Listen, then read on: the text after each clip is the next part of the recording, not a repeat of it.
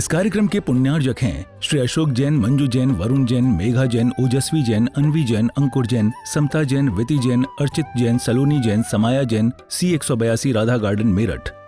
बोल पर लिखा है तेरा नाम, तुम्हें प्रणाम, तुम्हें प्रणाम, तालिया, तुम्हें प्रणाम। पंछी से आकाश तले श्रद्धा के फूल, भक्ति का चंदा, झूमे है धरती गगन, झूमे जमे आसमां, सौधर्मेंद्र आए रहा।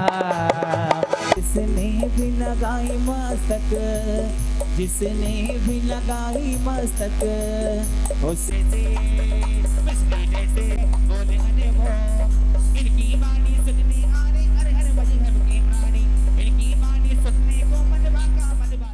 धर्म ध्यान, शुक्ल ध्यान, अर्थ ध्यान से कोई व्यक्ति मरता है तो त्रियंच गति में जाता है। रौद्र ध्यान से जो व्यक्ति मरता है वह नरक गति में जाता है, और धर्म ध्यान से जो मरता है वह मनुष्य और देव गति को प्राप्त करता है, और शुक्ल ध्यान से जो अपने प्राणों का विसर्जन करता है वह निर्वाण का भाजी बन जाया करता है। मोक्ष सुख का भाजी बन जाया करता है, मोक्ष से प्राप्त हो जाता है। यहां मारुभूति कौन से ध्यान में? अर्थ ध्यान के साथ में मरा। अर्थ ध्यान यानी दुख। आप दिन भर कौन से ध्यान में रहते हैं? अर्थ ध्यान में। किसी के शरीर में वेदना है, दिन भर वह वेदना का चिंतन करता है। किसी का जवान मौत हो गई किसी के घर में, दिन रात वह अपने बेटे के बारे में ही चिंतन करता है। दुख में शरीर अपना चेहरा मिलान करके बैठा रहता है, किसी कार्य में उसका मन नहीं लगता है, दिन भर रोता रहता है, दिन भर तड़पता रहता है। तो आचार्य कहते हैं जो दिन भर अर्थ ध्यान में लगा रहता है, लेकिन वह अर्थ ध्यान के कारण से अगर मरण होगा तो वह त्रियंच गति में ही जाकर के पैदा होगा, क्योंकि वह हाथी बना। हाथी जानवर तो है लेकिन क्रूर नहीं है। शेर जानवर भी है और क्रूर भी है, हिंसक भी है। इसलिए मारुभूति के अर्थ ध्यान तो किया उसने, लेकिन उसके मन में करुणा थी, उसके मन में दया थी, उसके मन में क्रूरता का भाव नहीं था। उस क्रूरता का भाव ना होने के कारण से हाथी बन गया, और ये भी मरा, क्योंकि उसे जब पता चला कि इसने अपने भाई के ऊपर पत्थर पटका है तो आश्रम से उसे बाहर निकाल दिया गया। साधुओं ने उसे बाहर निकाल दिया, वहां से भी देश निकाला, जंगल में पहुंच गया, चोरों के साथ रहा, डकैतों के साथ रहा, और रौद्र ध्यान के साथ में वह मृत्यु को प्राप्त किया, और मृत्यु को प्राप्त करके उसी वन में वह भी सर्प बन करके पैदा हो गया। ये बन गया सर्प और वह बना हाथी। कमठ की पत्नी वरुणा, उसकी भी मृत्यु हुई पति वियोग में, और वह भी उसी संवेद शिखर के जंगल में हथनी बन गई। याद में रखिएगा, वहां जो है मरुभूति का जीव जो हाथी की पर्याय में है, और वह वरुणा जो हथनी की पर्याय में है, दोनों में आपस में प्रेम हो जाता है। मदमस्त जिंदगी जीते हैं, मदमस्त जीवन में आलाप रहते हैं, किसी से कोई लेना देना नहीं। कभी वृक्ष उखाड़ करके फेंकते हैं, कभी जीवों को परेशान करते हैं, अपनी मस्ती में मस्त रहते हैं। लेकिन इधर राजा अरविंद को चिंता हुई कि मेरा मारुभूति मंत्री लौट करके क्यों नहीं आया। तो वह एक दिन मुनिराज के दर्शन करने जाते हैं। मुनिराज से जाकर के पूछते हैं कि गुरुदेव, मेरा एक नैतिक मंत्री था, सरल चित्त मंत्री था, करुणावान मारुभूति मंत्री था, वह जब से गया है लौट करके नहीं आया है, राज्य का सुशासन नहीं चल पा रहा है, वह कहाँ है? तो उन्होंने कहा कि भाई ये तो जो है मर करके हाथी बन गया है। राजा को बड़ा दुख हुआ। एक दिवस राजा अरविंद विमान में बैठ करके जा रहे थे। विमान में बैठ करके जा रहे थे तो आकाश में देखते हैं एक सुंदर जिन मंदिर उन्हें दिखाई दिया।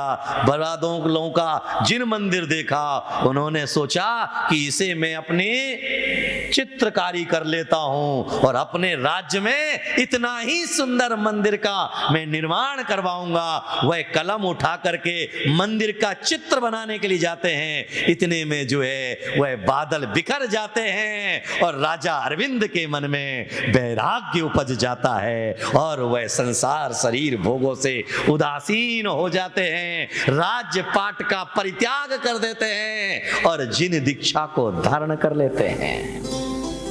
मुनि मुद्रा को धारण कर लिया उन्होंने और मुनि मुद्रा को धारण करके संघ के साथ में विहार करने लगते हैं। विहार करते करते करते करते करते करते करते करते उसी वन में पहुंच जाते हैं जहां पर मारुभूति का जीव हाथी बन करके था। उसी वन में पहुंच जाते हैं जहां पर वह हाथी बन करके था। ऐसे ही मुनियों का नगर में आगमन होता है, जंगल में आगमन होता है, हलचल मच जाती है। जहां आकर के वहां पर इंसान जब आते हैं तो जंगल के प्राणी इधर उधर भागने लगते हैं। हाथी पागल हो जाता है, लोगों को कुचलने लगता है, लोगों को मारने लगता है। और एक वृक्ष के नीचे मुनि अरविंद ध्यान मग्न है। याद में रखिएगा कि जब हम शांत छवि देखते हैं ना तो जीवन का आनंद अपने आप बरसने लग जाया करता है। क्योंकि संत की शांत छवि देख करके हिंसक जानवर भी अपना पैर भूल करके उनके चरणों में नतमस्तक हो जाया करते हैं। इसीलिए हर रोज हम भगवान के चरणों में बैठ करके यही तो भाव बात है कि प्रभु आपकी वीतराग मुद्रा को देख करके, आपकी नयन धारा को देख करके, आपकी नासा दृष्टि देख करके मन में हमारे आह्लाद पैदा हो जाता है। इसीलिए वह आह्लाद हमारी जिंदगी में शांति और अमन का बरसात कर दिया करता है। इसीलिए आप जब शांति विधान भी पढ़ते हो ना तो शांति विधान की स्थापना में क्या कहते हो? हे शांति प्रभु, हे शांति प्रभु, मेरे मन मंदिर में आओ। अगबर्ग विनाशन हेत प्रभु, निज शांति देव छवि दर्शाओ। कर्मों के बंधन खुलते हैं, प्रभु नाम निरंतर जपने से। हे शांति प्रभु, हे शांति प्रभु, मेरे मन मंदिर में आओ। निज शांति दिव्य छवि दर्शाओ। वहां पर भी जो है राजा अरविंद ध्यान मग्न है। चेहरे पर प्रसन्नता है, चेहरे पर आनंद है, क्योंकि तुम्हारे पास मजा है और संतों के पास आनंद है। मजा पलक झपकते चला जाता है और आनंद जीवन में बस जाया करता है। इसीलिए मैं एक बात हमेशा कहता हूं, अगर किसी को 1 मिनट की खुशी चाहिए तो खिले हुए फूलों को देख करके खिलो। 1 घंटे की खुशी चाहिए तो किसी डांस क्लब में जाकर के डांस करो। अगर 1 दिन की खुशी चाहिए तो किसी हिल स्टेशन पर घूमने चले जाओ। अगर 4 महीने की खुशी चाहिए तो शादी और विवाह कर लो। 1 साल की खुशी चाहिए तो धीरू भाई अंबानी जितना पैसा कमा लो। 5 साल की खुशी चाहिए तो देश का राष्ट्रपति बन जाओ। और जीवन भर का आनंद चाहिए तो प्रभु और गुरु का दामन थामो। यहां पर तुम्हारे संपूर्ण जीवन के मनोरथों की खुशियां मिल जाएगी।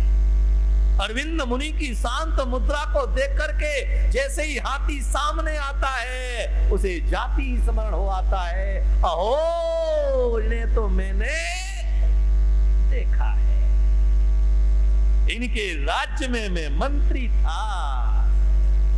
मैं बड़ा दयावान था, मैं बड़ा करुणावान था, मैंने तो जीवन में कभी किसी चींटी को भी नहीं मारा। अहो, ये वही हैं जो हमारे राजा थे। अब मैं इनके चरणों में उत्पाद कैसे करूं? वह शांत चित्त होकर के हाथी उनके चरणों में बैठ जाता है। याद में रखिएगा, त्रियंच भी तीर्थंकर बन रहा है। यहां पर जो है वह हाथी मुनिराज के चरणों में बैठ जाता है। अरविंद मुनि ने भी अपने ज्ञान से देखा, ये हमारा मारुति है, आगे आने वाला समय इसका बड़ा उज्जवल है, इसके पवित्र क्षण है इसके जीवन के। उसने उन्हें उपदेश दिया, धर्म का ज्ञान दिया। याद में रखना, हमारे मुनियों ने केवल इंसानों को ज्ञान नहीं दिया है, त्रियंचों को भी ज्ञान देकर के जीवन को निखारा है। त्रियंच भी अगर ध्यान से सुन ले तो वह भी जीवन की काया और माया को बदल देता है। हाथी को ज्ञान मिला, सम्यक दर्शन का पाठ पढ़ाया। और याद में रखिएगा, जीवन में जिसके सम्यक दर्शन नहीं, समझ लेना उसके जीवन में कुछ नहीं। जैसे पानी के बिन मछली की जिंदगी नहीं हुआ करती है, वैसे ही श्रावक का जीवन बिना सम्यक दर्शन के व्यर्थ हुआ करता है। सम्यक दर्शन का मतलब क्या है? सम्यक श्रद्धा। सम्यक दर्शन के मतलब है हंस बन जाना। सम्यक दर्शन का मतलब हंस बन जाना, और मिथ्या दर्शन का मतलब है कंस बन जाना। मिथ्या दर्शन तुम्हें कंस बनाता है और सम्यक दर्शन तुम्हें हंस बनाता है। दूध और पानी मिला करके दिया जाता है। हंस दूध दूध पीता है और पानी पानी छोड़ देता है। जिस समय तुम सामने वाले के दोष ही दोष देखते हो, उस समय तुम कंस बन जाया करते हो। और गुणों बुराइयों में भी जब तुम गुण देखते हो तो तुम परम हंस बन जाया करते हो। याद में रखना, बुराई में भी अच्छाई को ढूंढा जा सकता है, बुरे में भी अच्छा जीवन बनाया जा सकता है। क्योंकि जो ही व्यक्ति अगर बुरा कृत्य करता है, हम उसकी आलोचना तो कर लेते हैं, लेकिन उसकी आलोचना से सबक नहीं लेते हैं।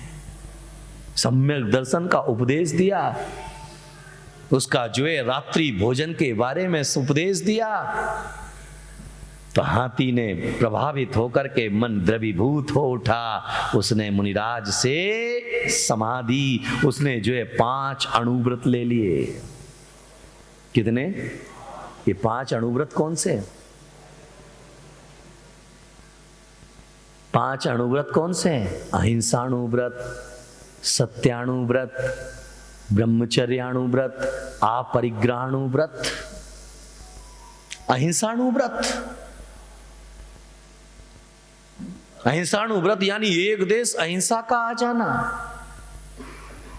याद में रखिएगा कि 2 इंद्री से लेकर के पंचेंद्री तक के जीवों को ना मारने का संकल्प हो जाना, उसका नाम अहिंसा अणुव्रत है। सत्य अणुव्रत, किसी के जान जाते हो ऐसे शब्दों का उपयोग नहीं करना, सत्य अणुव्रत है। किसी की बिना दिए हुए वस्तु को ना लेना, अचौर्य अणुव्रत है। अपनी पत्नी को छोड़ करके संसार की नारियों को माता, पुत्री, बहन मानना ब्रह्मचर्य अणुव्रत है।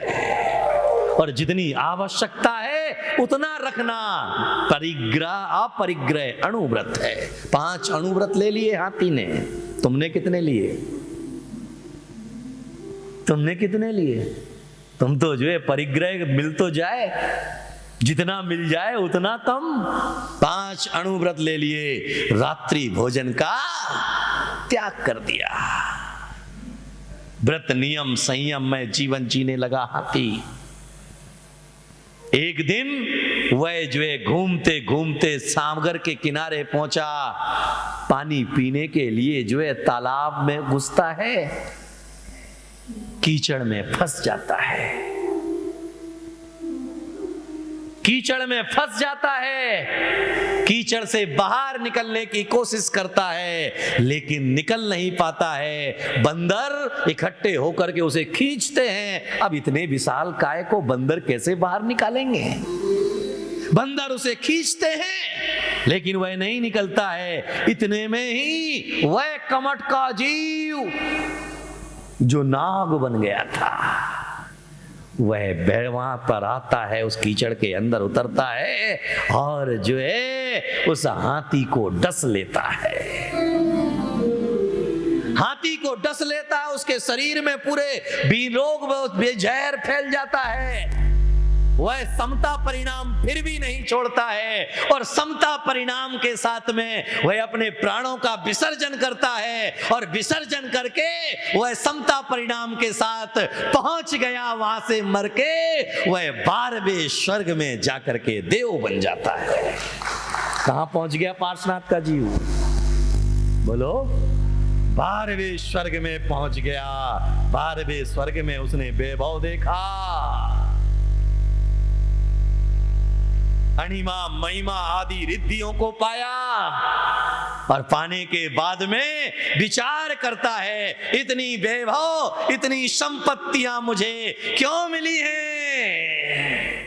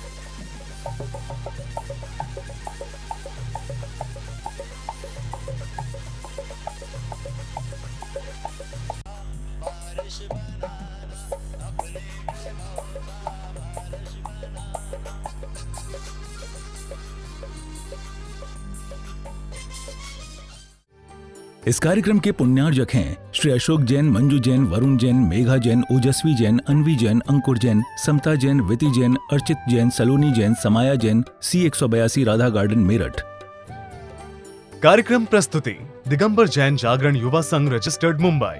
केंद्रीय कार्यालय 305 रानी सती मार्ग, मलाड ईस्ट, मुंबई 97। अपने परिवार की ओर से मुनिश्री के कार्यक्रम का प्रसारण के लिए संपर्क करें 9065330031। बैंक विवरण दिगंबर जैन जागरण युवा संघ, सेंट्रल बैंक ऑफ इंडिया, खाता संख्या 3424988837, IFSC CBIN 0280454।